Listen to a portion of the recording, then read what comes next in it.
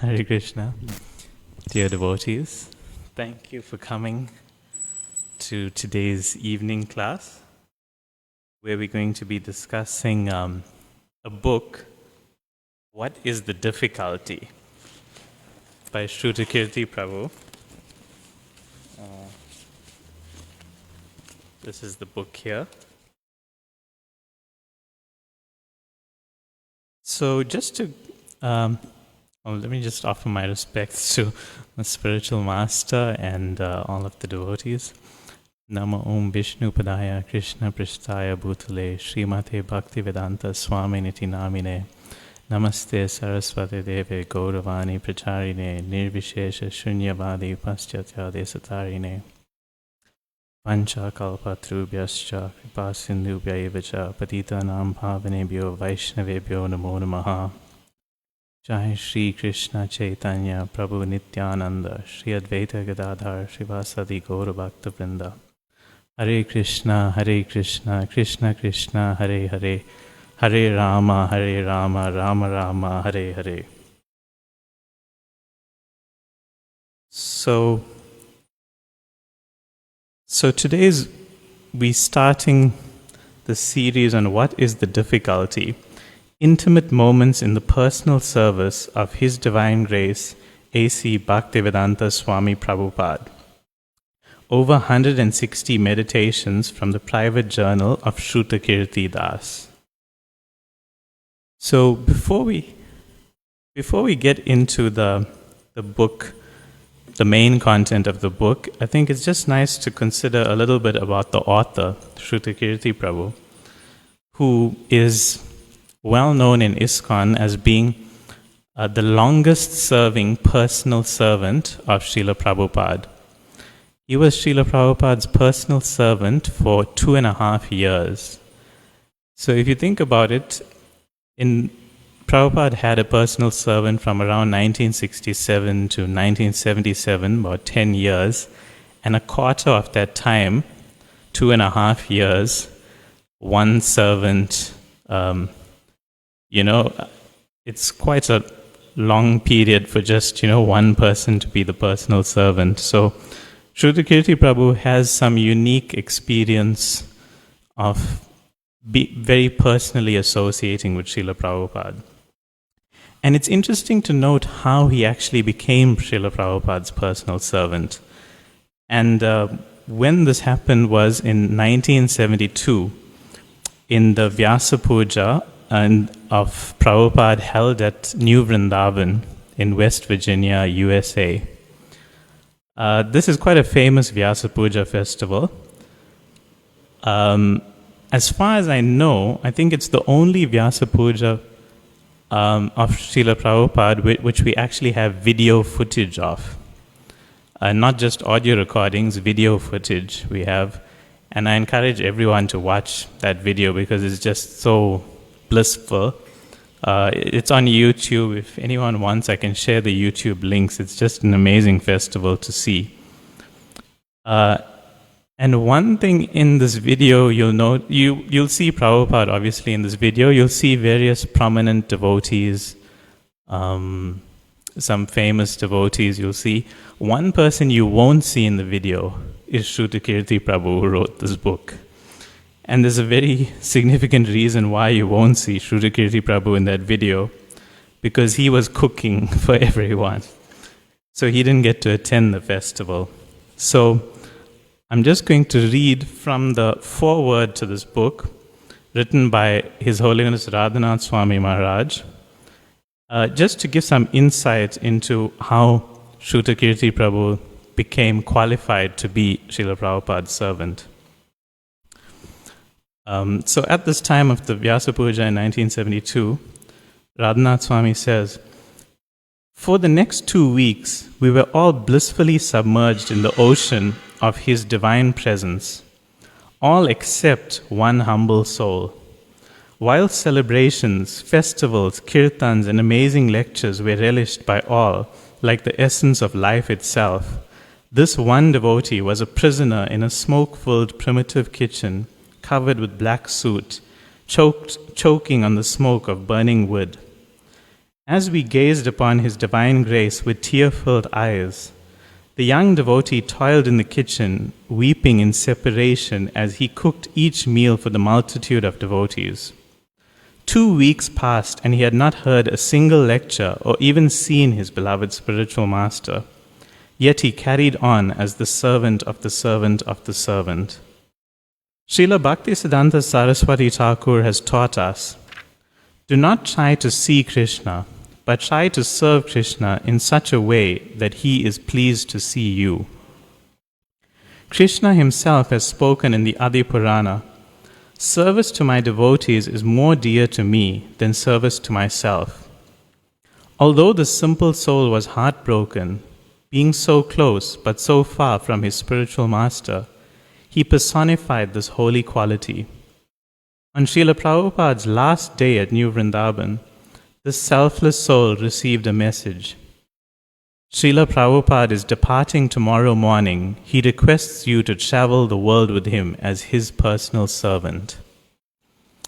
So this humble service attitude of Shrudakirti Prabhu, even at the expense of not having a personal association with Srila Prabhupada, would eventually lead to him having the most intimate and personal association with Srila Prabhupada.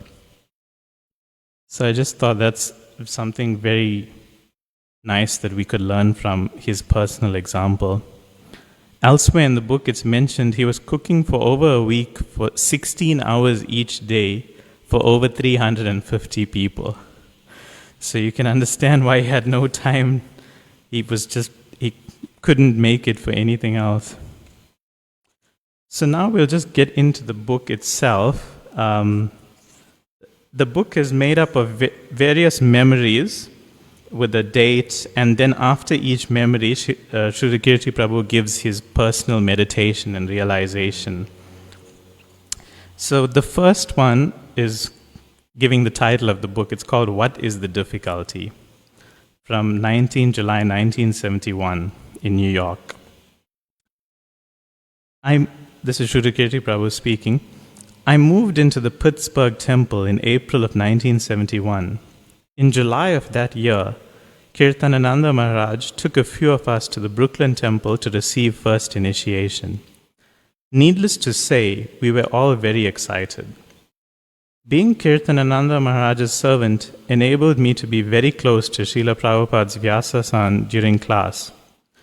The day of my initiation was the first time I was able to be in the personal presence of my eternal spiritual master. It was a moment I will never forget. His effulgence was extraordinary. I stared at his every move. The kirtan was ecstatic. By the time the chanting stopped, the temperature in the temple room must have risen to at least 100 degrees. Fahrenheit, obviously. Hundreds of devotees squeezed into the temple room and tried to get as close to Srila Prabhupada as possible. After kirtan, we simultaneously bowed down to offer our obeisances. This made the room even more cramped. I started to get up before the devotee behind me and accidentally placed my posterior on his head.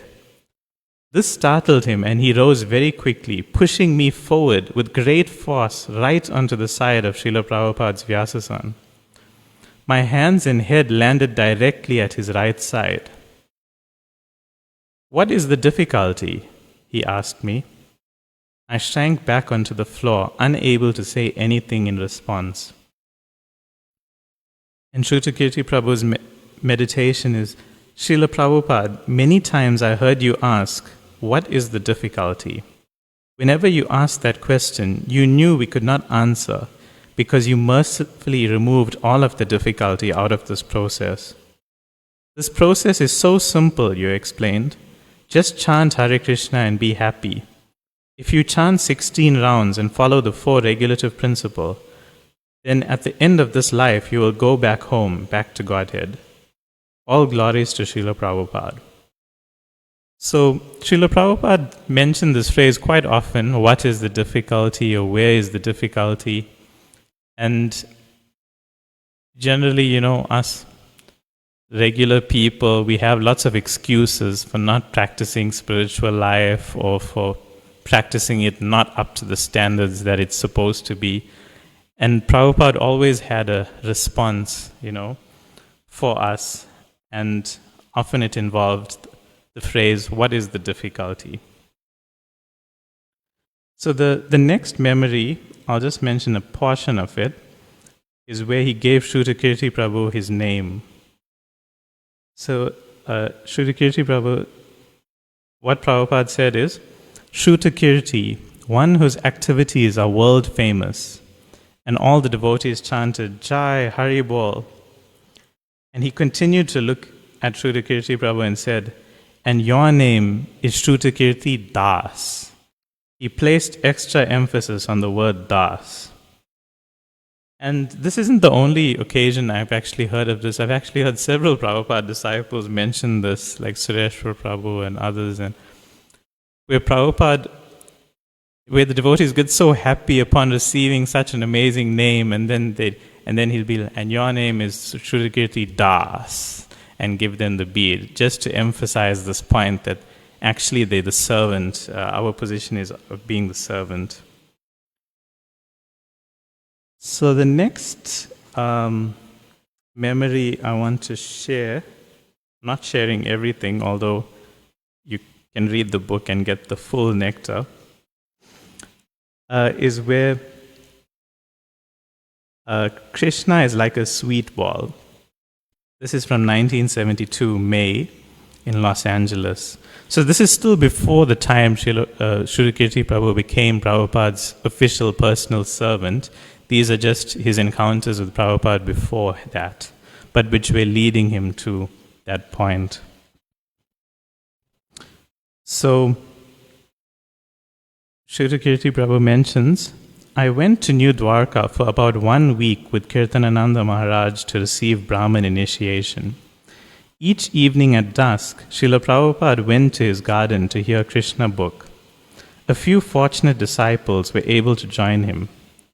By Krishna's grace, I was asked to read. I spent each day in anticipation of this exhilarating activity.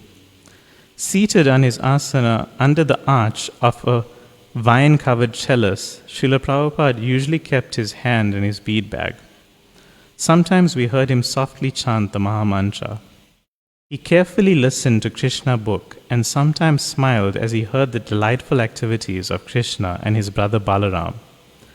One evening, as I read the story, Deliverance of Dviveda Gorilla, Srila Prabhupada smiled broadly while hearing of the mischievous nature of Dviveda. He chuckled when I read the passage. Often he would go to the hermitages of great saintly persons and sages and cause a great disturbance by smashing their beautiful gardens and orchards. I sensed the story was going to get better, and it did. Not only did he create disturbances in that way, I continued, but sometimes he would pass urine and stool on their sacred sacrificial arena. Srila Prabhupada laughed so hard I stopped reading for a moment. Seeing his reaction, we all experienced incredible joy. He cheerfully slapped his leg. He liked hearing about Krishna and Balaram killing the demons. The next evening, when we entered the garden, I immediately sat down on the lawn and began to look for a story involving a demon. I was going through the pages for a few seconds when Srila Prabhupada stopped me, saying, "Go on, read from anywhere. Krishna is like a sweet ball. Wherever you bite, it tastes good." I joyfully went to the beginning of the next story and started reading. Staying close to Kirtanananda Maharaj, I was able to go on morning walks with Srila Prabhupada as well. Each day we waited in the hallway for Srila Prabhupada to come downstairs. Because I had been reading Krishna book in the evenings, Srila Prabhupada kindly noticed me one morning as he walked down the stairs. He looked straight into my eyes. "Oh," he said, "look at this nice young brahmachari. What is your name?" Struck with awe, I could not answer. He continued walking down the stairs. "His name is Shrutakirti, Prabhupada," Kirtanananda said. "Oh, Suta Goswami," Srila Prabhupada said, smiling. Srila Prabhupada walked out the door. I finally had a reason to live because my beloved Gurudev recognized me as the reciter of Krishna's Leela, like Sutta Goswami. Overwhelmed with the graceful glance of his divine grace, I understood that he appreciated my Krishna book reading. My dear Srila Prabhupada, after becoming your personal servant, I was able to see how appreciative you were of the service rendered by each of your disciples.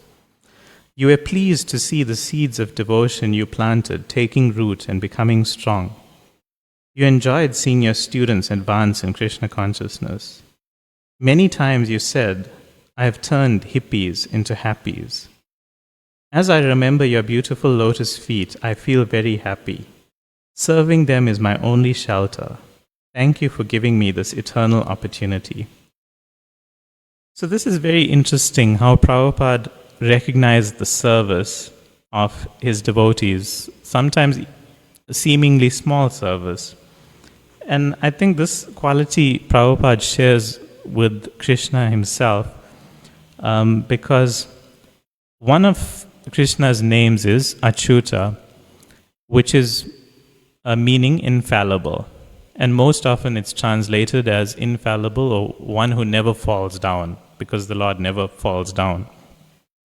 But in the Krishna book in chapter 14, Prabhupada gives another definition of Achyuta, where he says, Brahma addressed Lord Krishna as Achyuta because the Lord is never forgetful of a little service rendered by his devotee.